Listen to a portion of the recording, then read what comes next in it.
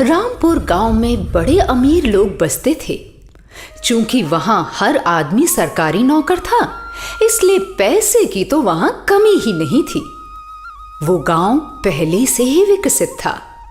बस इसी बात से चोरों की नजर उस गांव पर आकर अड़ गई। उन्होंने सोचा, क्यों ना इस गांव में ही अपना हाथ साफ किया जाए। और उन्होंने किया भी ऐसा ही। रात के 12 बजे उन्होंने एक संपन्न परिवार के 2 लड़के अगवा कर लिए, ये सोचकर कि सुबह होते ही लड़कों के माँ बाप से अच्छी फिरौती वसूल करेंगे। बस फिर क्या था, उन्होंने लड़कों के आंखों पर काली पट्टी बांधी और लगे उन्हें अपने साथ ले जाने। वो उन लड़कों को पकड़कर अभी थोड़ा ही आगे गए थे कि लड़कों ने जोर जोर से चिल्लाना शुरू कर दिया, बचाओ, हमें कोई बचाओ, हमें इन्होंने पकड़ लिया है, हमें कोई बचाओ, छोड़ो हमें, छोड़ो हमें। इस बात पर चोरों के सरदार को गुस्सा आ गया। उसने अपने साथी से बच्चों के मुंह में कपड़ा ठूस देने के लिए कहा, जिससे ना शोर होगा और ना ही उनके पकड़े जाने की कोई आशंका ही रहेगी। ना रहेगा बांस और ना बजेगी बांसुरी। चलते चलते रास्ते में एक कब्रिस्तान पड़ा। रात के 1 बजे थे। चोरों की आंखों के सामने तो जैसे कोई करिश्मा हो रहा था।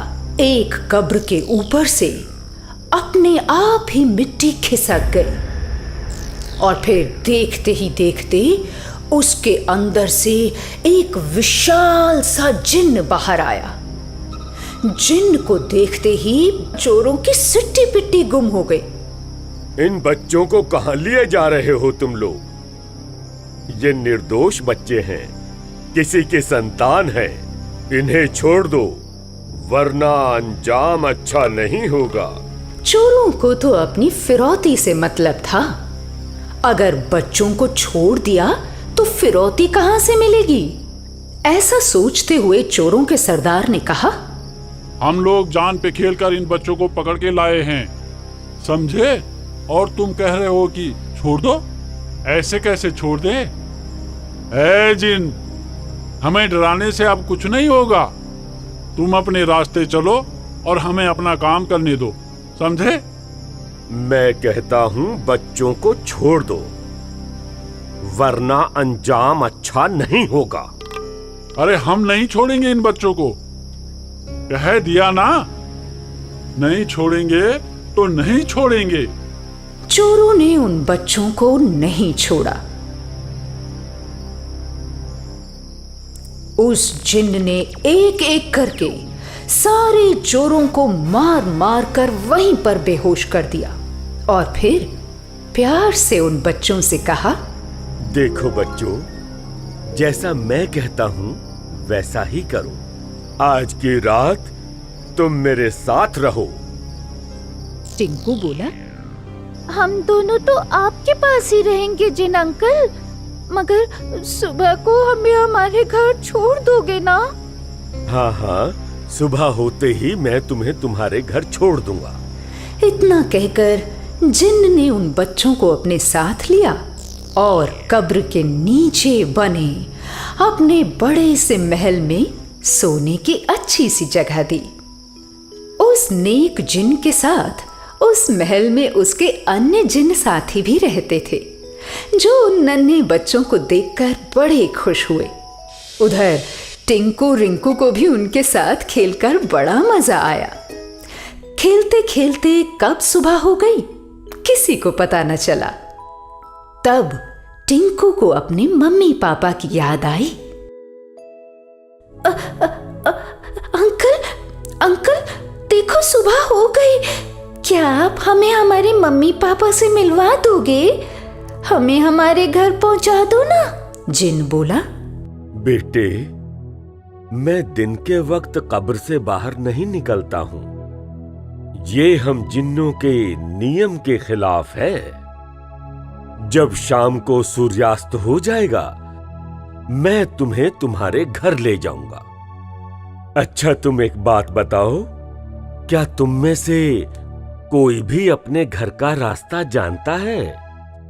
नहीं अंकल, चोरों ने लाते वक्त हमारी आंखों पर काली पट्टी बांध दी थी और रात के 12 बज रहे थे।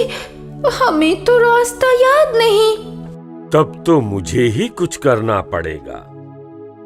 अच्छा ठीक है, सूर्योदय होने में कुछ समय बचा है, तो मैं इस समय में किसी एक चोर को जगाकर उससे ही तुम्हारे घर का रास्ता पता कर लूंगा। इस इरादे से जिन्न जैसे ही कब्र से बाहर निकला तो देखा कि सूर्य उदय हो गया था और दिन निकलने के बाद जिन्न की जादुई शक्तियां खत्म हो जाती हैं। उधर चोरों को भी होश आ गया था। जैसे ही उन्होंने जिन्न को देखा, लगे उसकी पिटाई करने। वो लगातार उस जिन्न से पूछते जा रहे थे, कहाँ छुपाया बच्चों को? बोल, नहीं तो तेरी जान ले लेंगे। बताता है या नहीं?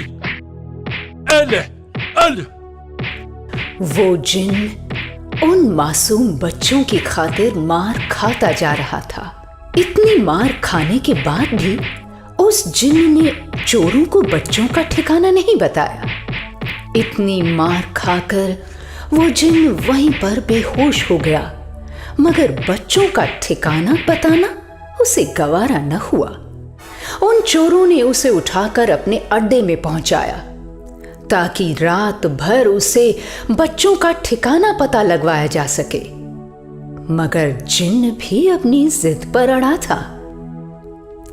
वो तो बस रात होने का इंतजार कर रहा था कि कब रात हो और उन बच्चों को चोरों के चंगुल से छुड़ाए। रात के 10 बजे थे कि तभी जिन्न बोला, सुनो, मैं तुम्हें बच्चों का पता बताता हूं। तुम चलो सबके सब मेरे साथ। चोरों को तो पैसे का लालच पहले से ही था। वो भागे भागे गए जिन्न के पीछे। जिन्न भी रात के अंधेरे का फायदा लेते हुए उन्हें अपने कब्रिस्तान ले आया।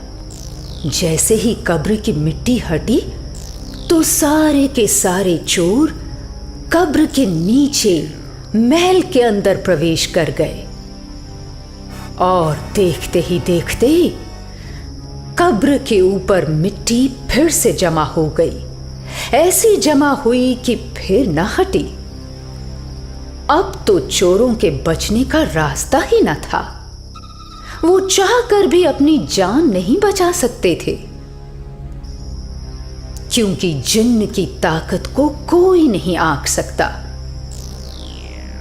फिर पलक झपकते ही उस जिन्न ने अपने सारे साथियों को बुलाया और उनसे कहा, ये देखो, ये चोर हैं जिन्होंने मिलकर 2 मासूम बच्चों को अगवा किया है। 2 नन्ही जिंदगियों को दांव पर लगाकर ये पैसे कमाना चाहते हैं। और जिन्नों का सरदार होने के नाते मैं चाहता हूं कि ये सब यहीं मरे दफन होकर जिंदा। इन 12 चोरों में से एक चोर को छोड़कर बाकी चोरों को मौत के घाट उतार दो। जाओ, सुबह होने से पहले ही हमें ये काम करना है, ताकि फिर कोई जिंदगी में बच्चे ना चुराए। और हुआ भी ऐसा ही। जिन्नों ने अपने सरदार की बात मानते हुए चोरों को वहीं पर ढेर कर दिया और बचे हुए एक चोर के माध्यम से उन मासूम बच्चों के घर तक उन्हें छोड़ा।